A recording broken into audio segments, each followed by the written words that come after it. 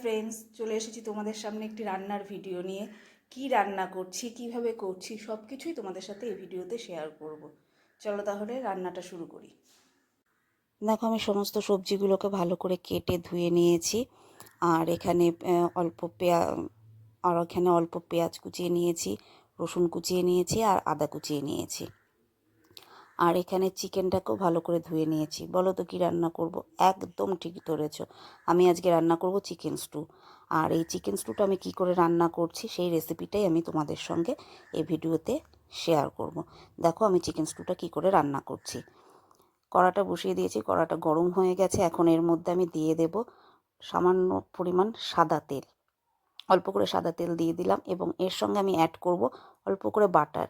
বাটারটা অ্যাড করছি এই কারণে, কারণ বাটারটা দিলে স্মেলটা খুব ভালো আসে ফোড়নে বাটার দিলে, তাই একটু বাটার দিয়ে দিলাম। এখন এর মধ্যে দিয়ে দেবো গোটা এলাচ।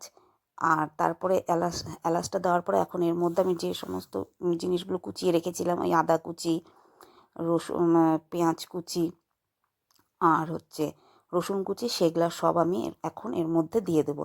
যে পেঁয়াজটা দিয়ে দিলাম, এখন আমি এর মধ্যে দিয়ে দেব রসুন কুচিটা।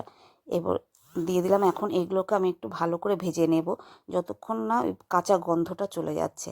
দেখো আমার এগুলো ভালো করে ভাজা হয়ে গেছে, সমস্ত আদা পেঁয়াজ রসুন সব ভালো করে ভাজা হয়ে গেছে। এখন আমি এর মধ্যে অ্যাড করব সবজিগুলো, যে সবজিগুলো আমি ধুয়ে রেখেছিলাম। এটা অ্যাড করে দিলাম। এখন আমি এটাকে একটু ভালো করে ভেজে নেব। এই সবজিগুলোকে আমি সব সবজিগুলোকে এখন একটু ভালো করে ভেজে নেব। দেখো আমার সবজিগুলো ভালো করে মোটামুটি ভাজা হয়ে গেছে।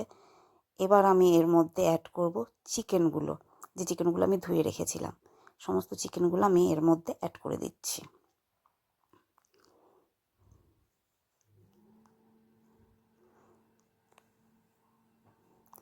চিকেনগুলো অ্যাড করা হয়ে গেছে। এবার চিকেনগুলো অ্যাড করে আমি একটু ভালো করে নেড়ে নেব।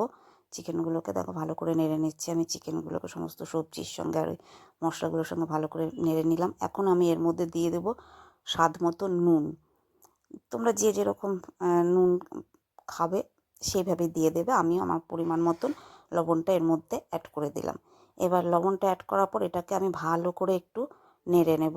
নিয়ে আমি এটাকে ভালো করে নেড়ে নিচ্ছি। দেখো ভালো করে নাড়া হয়ে গেছে। এবার ভালো করে নেড়ে নেওয়ার পরে আমি এখানে একটু চাপা ঢাকা দিয়ে দেবো, একটু ঢাকনা দিয়ে দেবো যাতে সবজিগুলো ভালো করে সেদ্ধ হয়ে যায়। দেখো আমার চিকেন আর সবজিগুলো খুব ভালো করে সেদ্ধ হয়ে গেছে।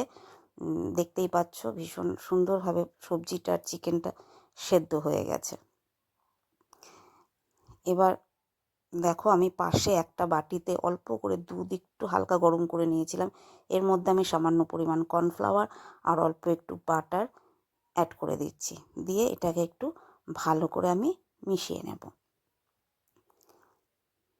এইভাবে ভালো করে একটু মিশিয়ে নিলাম। এবার এটা এই চিকেনের এই মধ্যে অ্যাড করে দেব। আমি জল দিচ্ছি না, আমি এখানে পুরো এই দুধ, কর্নফ্লাওয়ার ও বাটারের এই মিশ্রণটাই আমি এর মধ্যে দিয়ে দিচ্ছি। দিয়ে ভালো করে একটু নেড়ে দেব।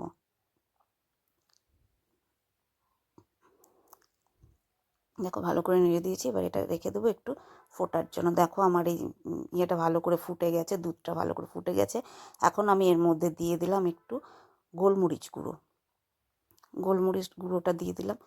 গন্ধটা দারুণ বেরিয়েছে। এভাবে একটু রান্না করে দেখো, ভীষণ ভালো টেস্ট হয় এটার খেতে। দেখো খুব সুন্দর, দেখতেও খুব সুন্দর হয়েছে। তা তোমাদের কেমন লাগলো ভিডিওটা আমাকে অবশ্যই কিন্তু কমেন্ট করে জানিও। আর যদি ভিডিওটা ভালো লেগে থাকে তাহলে একটা লাইক করে দিও। চলো, টাটা।